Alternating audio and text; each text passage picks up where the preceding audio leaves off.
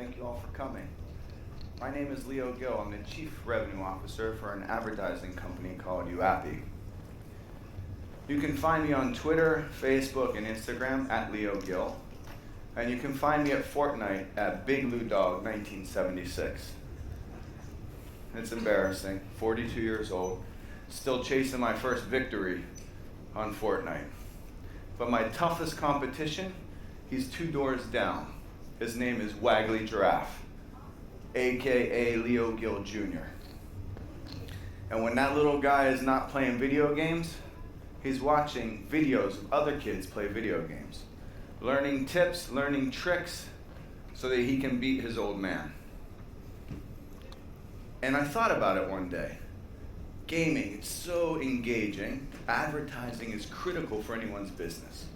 Why not weave these two mediums together and gamify ads? And that's what we're doing at YouAppi. We gamify the advertising experience, and we saw 10x performance over our standard advertising units. Sorry, I need this. But gamification doesn't just apply to advertising. Gamification applies to anything, and you're going to hear from some really smart people doing some very innovative things in all kinds of different businesses. And I thought, what's a good way to learn about gamification? Have a guy stand up here, preach to all of you, check your emails, fall asleep, jet lag, or gamify a lecture. So let's play a game. I ask you to type in this web address on your phone. Actually, before I do that, there's a big prize at the end, an iPad Pro. So now let's watch how many people pick up their phone now. glsr.live/MWC19. And while you're typing that in, here's the rules of the game. 4 questions. I think that equates to about $250 per question. You have to get all of them right. And the first one to get them all right and submit the answers wins. And then you pick up your iPad Pro from us today or tomorrow, whatever works for you. I'll give you a few more seconds and then let's play.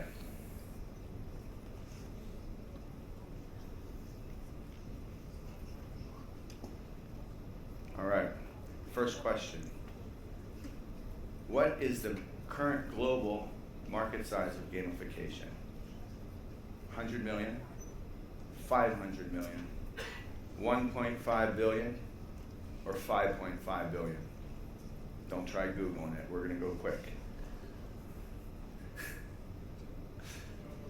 It's not working? Oh my goodness.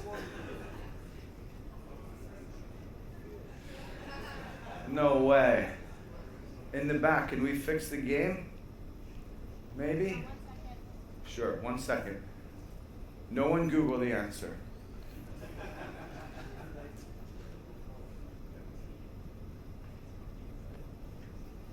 Just give me some kind of hand signal when they should retry.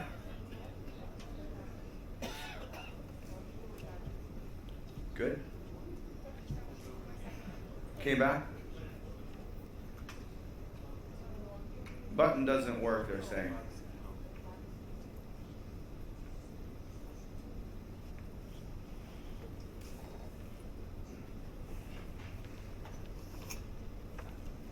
How about now? Any luck?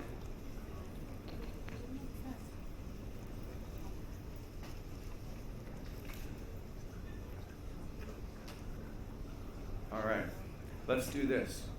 While they're working on that, I'm going to go a little bit ahead. Okay. You guys fix the game. I'm going to give the audience some key takeaways for anyone interested in building gamification.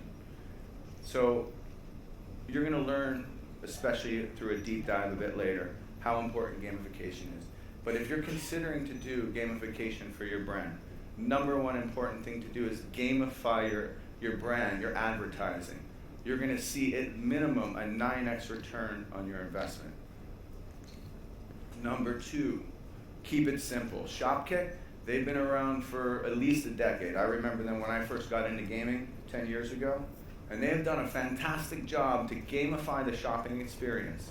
They keep it very simple, And what they do is they allow the consumer to choose the rewards they want. You can select any gift card for your favorite brands. It's very successful. Number 3, Nike. Nike Fuel, a great campaign. Everyone loves to compete. Everyone wants to compete with themselves or against other people. So Nike implemented a leaderboard, put people on blast, how they're doing, increased people's health, and had a tremendous success with the Nike Fuel campaign. They also launched a new sneaker, but when you went in to try the new sneakers on, you created an avatar, and with that avatar you played a game, and you shared the game and the experience of the new sneakers with your friends for 3 minutes with your custom avatar. Another huge success. And gaming just doesn't have to be limited to advertising or apps. It can go anywhere. Social media is a great example. M&M's implemented gamification inside of Facebook. And you'll hear from Facebook soon. They're going to join us with Outfit 7. It's going to be a great talk. But they hid a pretzel into thousands of M&M's, and they asked consumers to find that pretzel. 25,000 likes, 10,000 comments, a huge success. Now let's go back to the game. Hopefully we can play it now. First question. What? I'm sorry? Okay.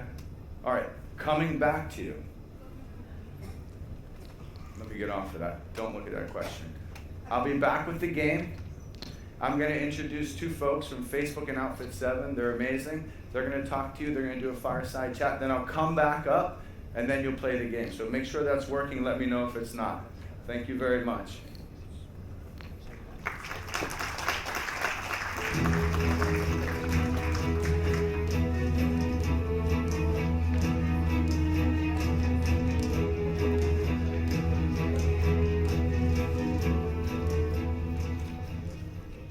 Hey everybody, thanks very much for the opportunity to come up and speak. My name's Steve Webb. I run the Audience Network in EMEA. For those of you that don't know, Audience Network's part of Facebook. It's how we integrate the demand from Facebook's 7 million advertisers into the properties of other apps and publishers. Leverages Facebook's expertise in mobile advertising, so all the experience we've got about building a good mobile ad experience. And our most successful sector is gaming, and our most successful format within that is rewarded video, which is gamification at scale. I'm really pleased to be joined by Anel, who's the VP of Advertising at Outfit 7. For those of you who don't know Outfit 7, they're a family entertainment network. The main brand is Talking Tom. They are built primarily on mobile. They have over 350 million users of their properties on mobile, which, to put into perspective, is bigger than Snapchat, it's bigger than Twitter, it's bigger than Pinterest, and it's probably a brand that you haven't heard of yet. And what we thought would be fantastic is to speak to Anel about how starting as a mobile organization has influenced their broader strategy. So we're going to cover advertising in games and how Outfit 7 have built that portfolio, extended that brand, and hopefully share some insights that other companies and organizations can take away and apply to their own strategy. So Anel, tell me a little bit more about Outfit 7. I obviously give like a headline there, but I'd love to know specifically the origin of the company and also a bit about your current strategy. Yeah, sure. So we became like one of the biggest family entertainment companies in the world. And basically, since we launched our first game, it was back in 2010, the Talking Tom just went viral. And we became like an overnight global sensation. And as you said, like we have a lot of users. And what we do is we deliver fun to that users. And at Outfit 7, what we are all about is just like good, honest fun. And try to like deliver as much fun as possible to our users to play the games. And when I look at the company now, like we started in 2010 with Talking Tom, and now we have grown into like this big media, let's say, franchise that entertains the whole world So we started with games, and now we have like the full set and the whole portfolio of different products. Brilliant. So I talked about how many monthly users you had, which were staggering figures. Like, can you share with the audience just how many downloads you had? Because I think that also helps give a real perspective on the scale and entertaining the world, as you said. Sure. So we passed 9 billion downloads.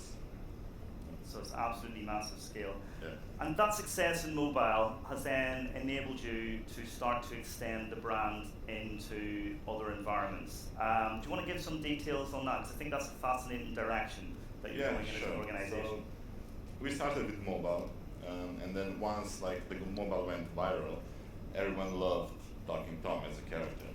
And we knew that we can grow it into something much bigger. So then we actually made Tom alive through our animated series. So what we did is we developed an animated series called Talking Tom and Friends, and we actually hired like real Hollywood stars. For example, Colin Hanks, which is the voice of the Talking Tom. And the success of the series, for example, we have now almost 3 billion views, roughly 32 million subscribers across all our channels. But also our series actually saw a huge success in the video streaming platforms like Netflix, Amazon, iTunes, and so on. And basically, our show is actually played on TV shows and the broadcasters in more than like 170 territories worldwide. And I think this kind of paved a way for a film. So we are now working on a live action film, which will be Talking Tom and Friends, which should be released in 2020. Right. And I think this will actually enable us to push Talking Tom and Friends brand on a like global scale. Got it. So you've built the brand up, you've built the engagement with the users, primarily on mobile. That's now given you the platform to be able to extend that brand into these other areas. So you're almost going in the opposite direction of the way most other brands are having to go, most other companies are having to go, who are trying to work out how they extend their offline, non-mobile properties and brand experiences into mobile. So you're born mobile, you're extending that. How do you feel that being in a mobile-first environment, being born there, like, you know, driving your strategy from there, how do you think that influences the organization and the decisions that you make? Yeah, so when you're building for mobile, you need to be agile. So everything needs to be quick, you need to be fast. We try to like keep everything as compact as possible. And once you are developing for mobile, you are limited with amount of pixels that you have to engage the users. And it's really hard, you know, to keep users engaged. And as we know, mobile gaming is one, like, except social media, one of the things that keeps users really engaged. And then once you go from a small screens to a big screen, like you get the appreciation, you know, what you can do for the users, you know, what kind of experience can you provide to them, what kind of value can you bring to the table. And this is what we are all about. We always put like the user experience first in everything we do. And can you tell me a little bit about how you feel it's influenced your company culture? I think one of the things that really resonated with me when we were talking earlier was around this idea of fun and how the properties actually have an influence in terms of how you expect the teams to be set up. Do you want to talk a bit about that as well? Yeah, sure. So our goal is basically to deliver fun to like millions of users playing our games every single day. And if we as a company don't have fun while doing it, our games wouldn't be fun. So that's why the culture is being like built around fun. So we work hard, but we also play hard. And we try to have a lot of fun, and these are like people that are really passionate about what they're doing, you know. And once you see your work actually reach billions of users, this is something that has like a huge impact on the whole company, but also on like the personal level for every employee in the company to just be engaged and just give like maximum to like just deliver the fun. That's it. Brilliant, brilliant. Deliver the fun. I think that's a model that we can probably all get behind. What does it mean about decision making, right? So you're obviously you're in a very agile, nimble environment. You know, the teams are able to test and iterate, and you've got this strong culture. what does it mean about how your teams are set up in order to enable you to make fast decisions and kind of empower the teams without losing control of what they might be doing? Yeah, so like I said, agility is the name of the game here. So we try to set up our teams like really small, so we are able to react really fast, because mobile gaming market is developing so fast, so quickly, that if you want to be like one step ahead, or you need to be quick. And if you want to set up trends, then you need to do a lot more things as well. And that's why how our things are built is, we have, for example, we go from a concept phase to the fully polished product probably in a year, maybe a year and a half. And how the process works is, we are constantly polishing. We are always putting the user experience first, because this is the paramount for our company. And we start with like internal testing, test the game, see what works, what doesn't work, and then we go small. We go into a couple small countries and just soft launch it. This is usually the period between 1 month to 6 months. And we see, how users are engaged, how are they interacting with our products, what are like good stuff, what are the bad stuff, how we can improve, how we can polish. And then only once we are like 100% satisfied with the product, how polished it is, how the features works and everything, only then we go globally on the mass scale. So you've got that flexibility because you're working globally across multiple platforms, you can do that testing and learning. So speaking a little bit about advertising then, it seems like gaming is finally starting to break away from the cliche of the teenage boy in the basement. We saw Red Dead Redemption 2 last year on its opening weekend took in more money than Black Panther. We saw Fortnite, which is free to play, but made $250 million for its makers just last month. We see mobile games, Candy Crush, Angry Birds, your properties, and specifically on a mobile game, just offering this huge reach that goes across every demographic. Do you think that advertisers and agencies get this? Probably no. Let me explain. So, as we said, like this stereotype of who is a gamer. I see a lot of like this wrong perception about who the gamer is, because everyone thinks gamer is a guy in his parents' basement playing games all day. But when I talk to the people and then I ask, are you a gamer? They usually say no. But then I ask, do you play mobile games? And they say, yeah, every day when I commute to work. So they don't like identify themselves as a gamer, but they actually play games every single day.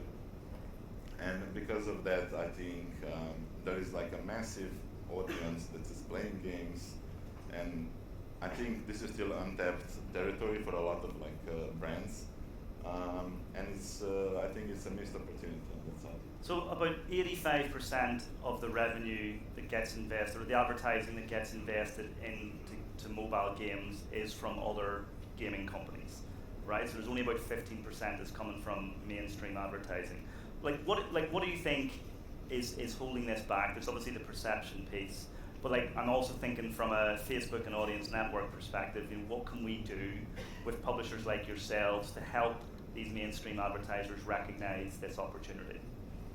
Yeah, so I would say just go test and explore, and you can see what works for you, because your audience is there and available, and those are like highly engaged users. So you have like formats like rewarded video, for example, which in the past year was like stabilized quite a lot and matured, and it's kind of perfect format for gaming, because if you integrate it correctly, like the rewarded video can be integrated inside the core gaming loop, and with that you provide a lot of value, and you improve the user experience for the users. And from all the data that we see, our users love to do it. So it's definitely a format that we've had a lot of success with on the Audience Network, and it's one that we're actively exploring how we make it attuned to the needs of brands. So I think we're completely aligned on that. What trends do you anticipate in mobile advertising this year? Outfit 7 are recognized within our industry as being very advanced in terms of your monetization strategy. I'd love to hear a little bit more about what trends you anticipate hitting the mobile ad space over the course of this year. For us, undeniably, the header bidding is one of the new trend in the mobile advertising. And at the moment, should we just give a quick one-liner on what header bidding is? You want to just give what you mean by that, so everyone's it's basically aware of it? when someone is buying your inventory, it can buy it in real time. And with that, for example, at the moment, the stage of the market is that we are speaking different languages between ad networks, between exchanges, between DSPs, and so on. And with header bidding, you get this open RTB protocol, which enables you to speak the same language with everyone in the industry. So with that, a lot of new opportunities will arise. And it's just much more efficient way of doing things, because you create like a fair playing field. It's totally transparent, and it's a brand safe environment where everyone can come and just compete. Yes, I mean, it's definitely an area that we're investing in heavily. We've seen the successes in header bidding on web, and we feel there's a massive opportunity to bring those same efficiencies and that same transparency into the app environment. So it's one we're excited about as well. So we don't have a lot of time left. I was just wondering, what would you say to the advertisers and the agencies in the room who haven't considered mobile gaming as an environment yet? What would be your kind of parting thoughts to them? Yeah, my key message would be probably, as we discussed earlier about the perception of the gamer. So I would just say, your audience is there, playing our games. Just don't forget about it. That would be the main message. So I just want to summarize then some of the things that I've heard you talk about is there's the lessons from mobile, which is you need to be nimble, agile. If you're going to do that, then you need to test and iterate. It sounds like data capabilities are really, really critical in that, but also the ability to set up test environments, to think about that. Mobile gaming, the message I heard is every audience, including the hard to reach. It's brand safe, highly interactive. It works, and it's just about exploring how we can make it work more for brands. Obviously, in the audience network, we can connect these ads with publishers. And I think my parting comment would be, don't just make mobile an extension of your advertising presence. Make your advertising an extension of your mobile experience and your presence. Because we're in a world now that is, these are the one device that none of us ever put down. The one device that we're never without. They're personalized. It's where we get all of our news. It's where we get our games, our messaging, and there's a massive opportunity for advertisers to take advantage there. So I just want to finish by saying thank you to Anel. Hopefully this has been useful to the audience, and thank you for your time. Cheers.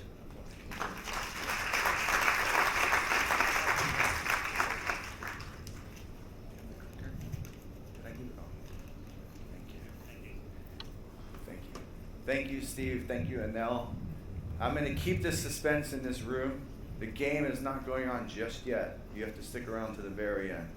And I'm just grateful that I didn't have to do this one dance my daughter showed me when things don't work. So hopefully I don't have to break that out. The next panel's coming up. Please come up and welcome our illustrious panel. We have a very exciting panel. We're going to talk deeply about gamification.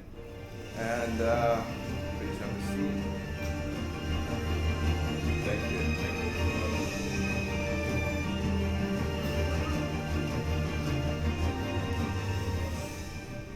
Okay, so as we mentioned before, gamification is exciting. It's here. It's very valuable. It's super engaging.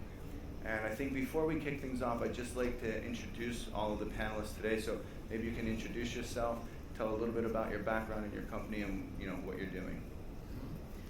Well, I'm Oscar Garcia Pañaya. I'm a PhD in virtual reality. I have a company with 5 other partners called Cookiebox that has been doing gamification consultancy for 10 years. I also direct the new interactive technology school in the University of Barcelona, where we deliver with serious gamification and video game related university level degrees. And my background is telecommunication engineering. Excellent.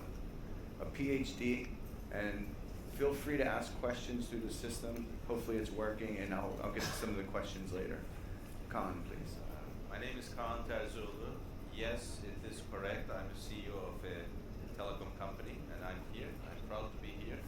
My mind is about how we can gamify our business further. Excellent. When I asked him, what is a telecom company doing here about gamification, I said, what do you want to share with the audience? And he said, the fact that a telecom company is here talking about gamification is a win. And I'm super excited to hear what he has to say. Absolutely. Hi everyone, I'm Meg Bear. I'm SVP of Product and Engineering at Juvo. At Juvo, we're in the business of creating the yes economy. We do this by helping telcos provide for their prepaid subscribers airtime credits that ultimately creates a financial identity for the consumers, walking them up to a path of financial services and financial health. Excellent. So let's start with the doctor. How do you define gamification? I think the gamification is like trying to persuade people to do something that they are not doing at the end.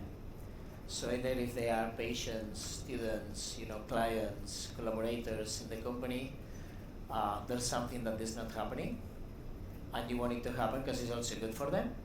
So you might apply some sort of game design principles behind the experience, to let them understand that it's good for everyone. What markets, because you touch so many, do you see applying the most interesting game mechanics? I think that there's a ton of stuff being done in marketing. Then we have HR, human resources, which is doing a lot. Health, it's super interesting because we have all the adherence problems to treatments that we are experiencing all the time. Pharma, they are like sort of crazy in the good way, for like gamification. And of course, sports, tourism, education. It's so transversal that it can be applied if there's people there. So, Excellent. Khan, one of my favorites. Why gamification for a telecom company? Look, life is a game with 3% payout.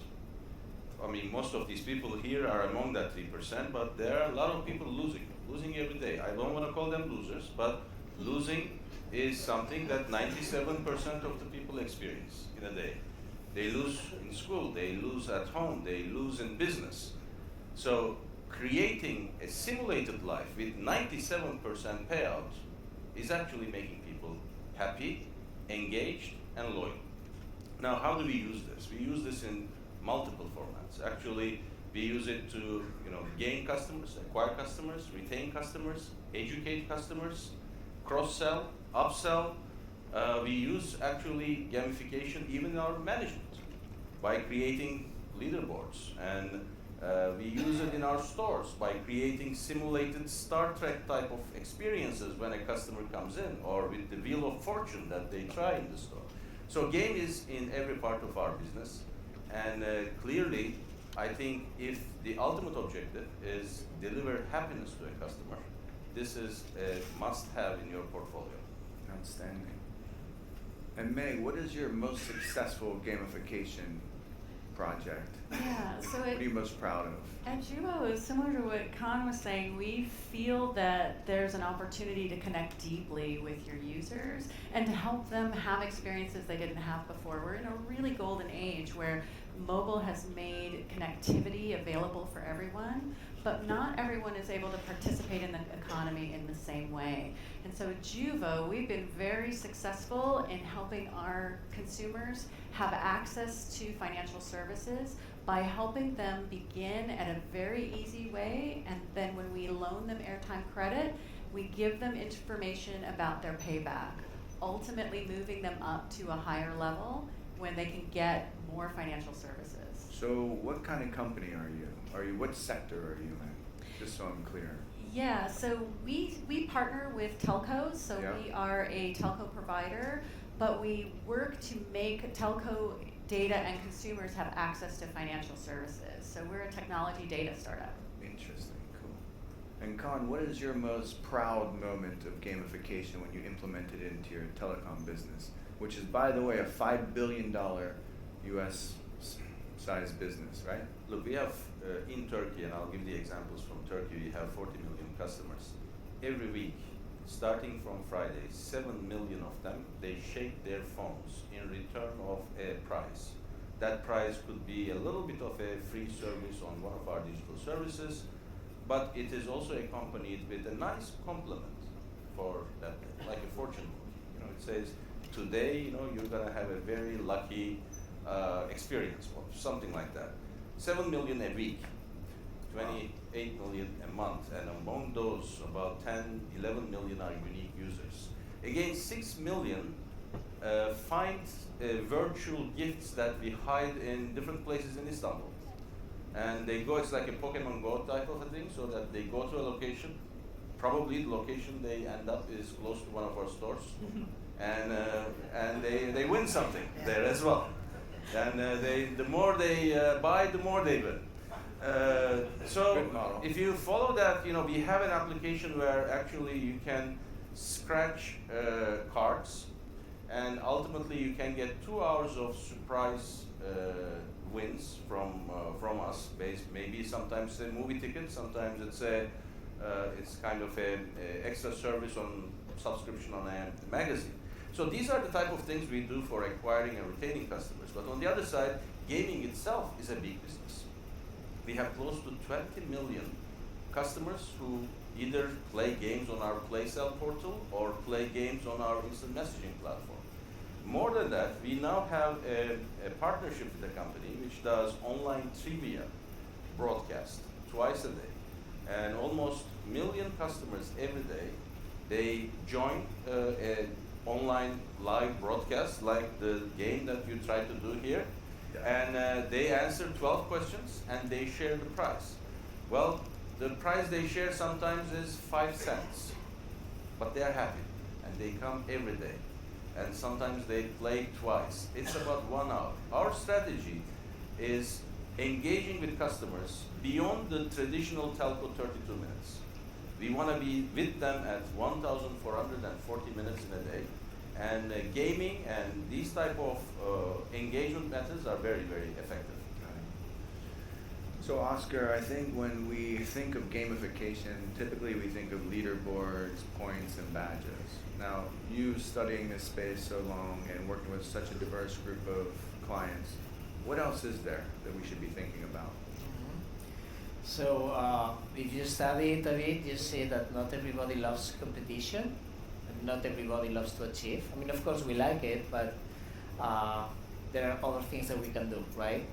So there's people that loves to explore and to find hidden secrets. There's people that loves to improve the world and to be altruistic, so they don't really care about badges, but they need, that to help, let's say, someone. There's people that loves to socialize. There's people that needs to meet other people, so they are not interested, for instance, in finding the treasures that the other one is interested in, right? So if you pay enough attention to this, let's say, audience matrix, and then you look at all the dimensions, like socio-cultural, gender, like age, you should add an additional axe, which is, motivational type. And if you look at the motivational type, then you see that you need to design for every niche. So everybody should find something interesting to do. If you apply only, leaderboards, you're missing people there. So you think before you begin your game mechanics, you study your audience? Absolutely. And how's the best way to study your audience?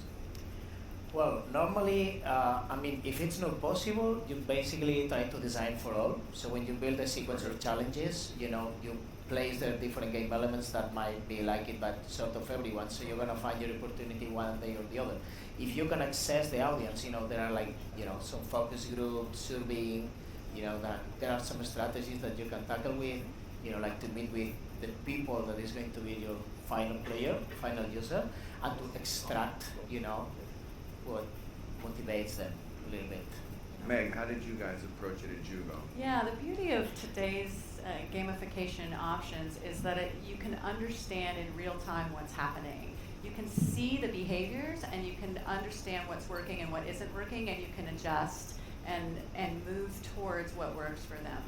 What we do at Jugo is a lot about transparency. Again, what we're trying to do is help people understand when they pay something back, it's in their best interest, and to create an awareness at the very early stages of what credit even means.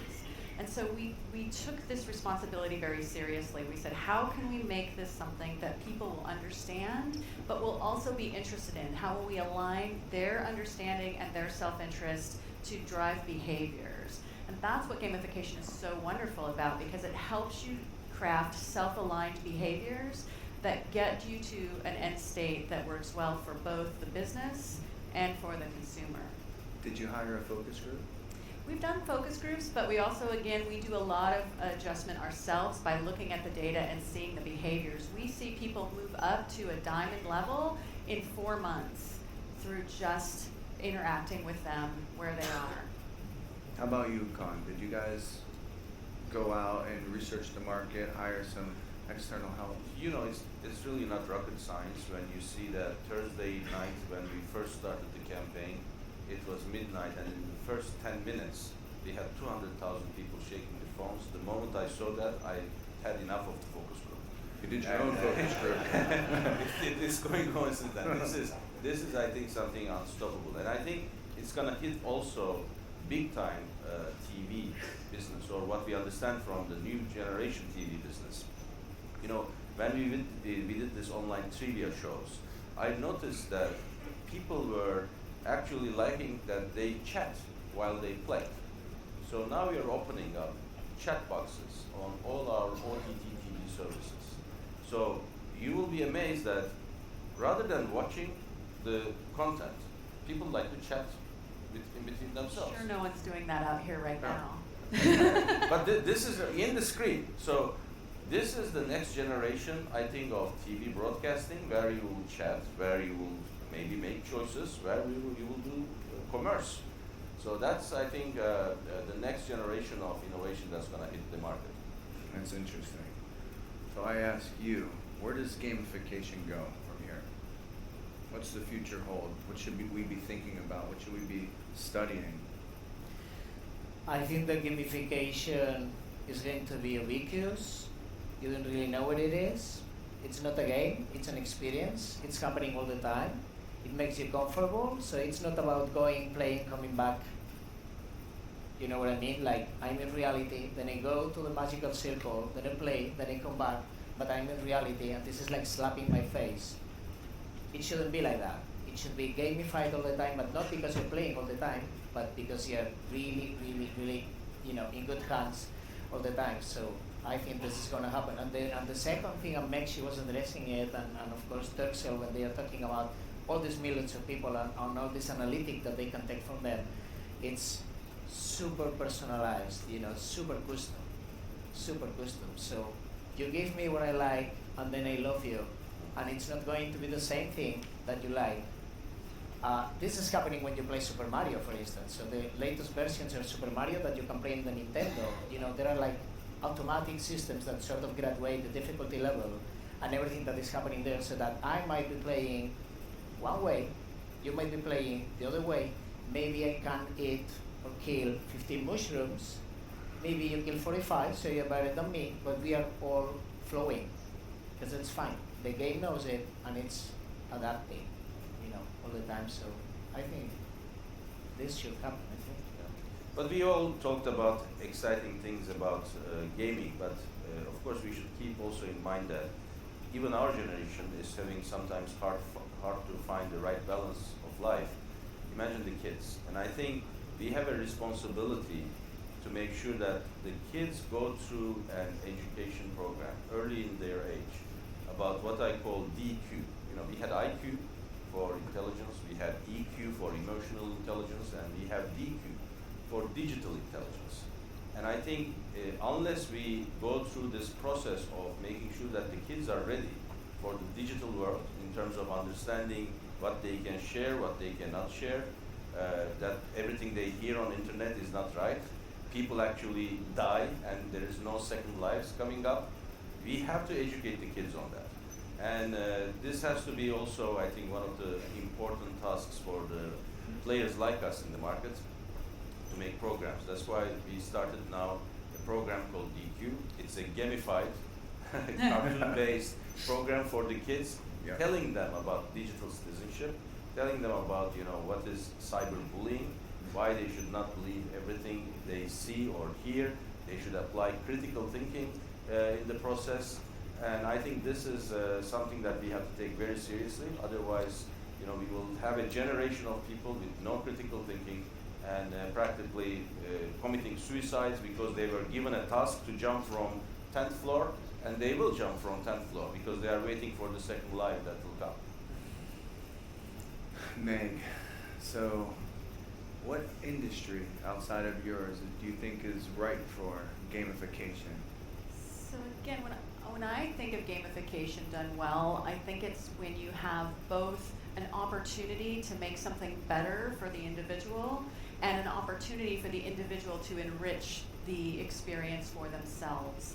And I think when you want to target that towards big ideas, you start to think public health, you start to think about helping our globe to survive climate change. When you want to think about how we can make the understanding and awareness of what's really happening something that people feel they're connected to and that their behaviors help drive new ideas and new innovation. Those are the places I'm hopeful for us. Oscar, we talk about all these successes you're all having. Tell me about, because you touched so many industries, tell me about something that went wrong, that you learned something valuable from, that you can impart some knowledge on this audience. We had a project that it wasn't that it went wrong, but it was so difficult. So we had to train drivers. They were male, 45 plus, and they had to read this book, this thing, on security, safety, 300 page, no drawings on it, really fun, as you can imagine. They have been driving the same train for 20 years, and it's not that they don't care. Of course they care about safety, but if they have been driving the same train for 20 years, like same railroad, same track, everything, I mean, they have memorized everything. They know the order of the trees that they're gonna find. So it's sort of difficult to let them get trained, right? I remember at the beginning when we would sort of analyze if there's something in common for people that drive trains, that they were a little bit they had some prejudice, like, I'm not playing, right? I'm not playing, I don't know what you're designing, but I'm not playing. It was tough, but at the end we could realize some things that they have in common. People, again, that drive trains, okay? They are good collectors. They like the figure of the savvy. They like to tell stories to the juniors. They are quite altruistic, again. They are storytellers and they want to help everybody that is learning the process. And they like to collect, so they like badges and everything, and they are quite social. So we figured out a way with a gamified web page, to build a 3-month training activity that was fully gamified and adapted for them, with a 60-minute cartoonish, movie style, but for them, that was about trains, because they love trains. And at the end, we did a play test one day with 8 people that came to try the thing. And during the first hour in the morning, there were a couple of guys that they were not even interested in signing the papers so that we could record them and everything. They were like, this thing is not going to work out. But at the end of the play test, it wasn't perfect. But I remember one of the guys, one of the train drivers, he was a big guy, tough guy. He came, he was crying, literally, he was crying. And he said, thank you for this experience. It's not perfect, but it's so empathic with my discipline. It's the first time that they see something designed for me. So please, go on. So it wasn't a failure, it's still there. In fact, it was for a third party. They are selling it to different companies, that do train stuff. In fact, they are trying to sell it to Turkey also. But it was tough, It was difficult to deal with the people sometimes because they were like, what's the thing? And at the end, it wasn't a game, it was like an experience, right? I mean, there was a lot there.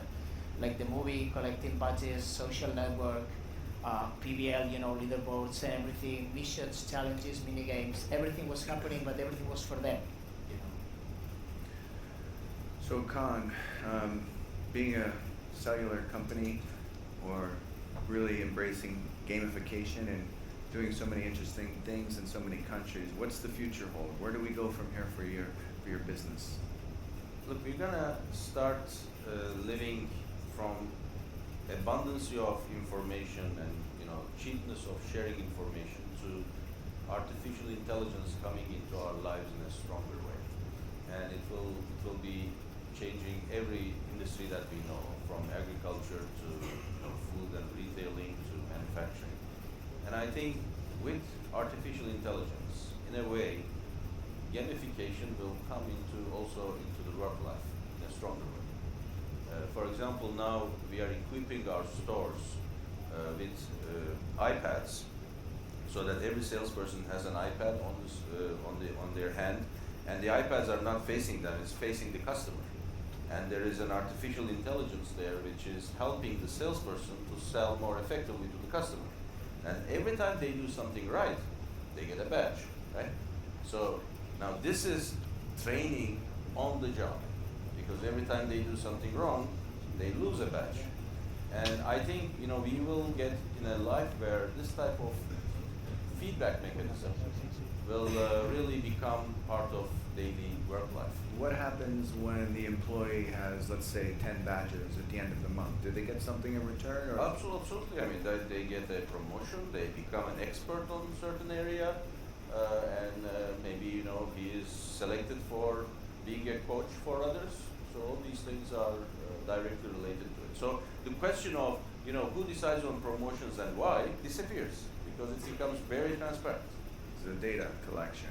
Exactly. Let's talk about data that you can collect for Juvo to make your business better through gamification. Can you share some of that? Yeah, absolutely. So our data science helps us bring access to mobile financial services and upstream financial services to our users. And the beauty of what we're going to do is we're going to bring the next billion people into the formal financial system. We're going to do that by starting and building deeper relationships with the prepaid customers, which is over 70% of the mobile users. And we're going to help the telcos understand their customers better, but we're ultimately going to help the individuals see a better future for themselves. Are you converting prepaid to postpaid as well? We are, yeah. One of the outcomes that you can see when you move somebody up is that you find populations that are ready to move to postpaid. You also find populations that are ready for other services like insurance, handset financing, other kinds of financial services that before you knew anything about them, you couldn't offer them. But now, because you know who they are, you know their spending habits, and you've built a relationship with them, you're able to create an opportunity that didn't exist before. Excellent. Well, I'd like to thank all of you for coming up here today. I found it very insightful. I hope you all did as well. If you have any questions, you're welcome to ask them on your phones. If not, thank you very much, and have a great day. Thank you, Leo. Congratulations. You just won your good moderator badge. I'm gonna be a customer. Thank you so much. Thank you. Thank you so much.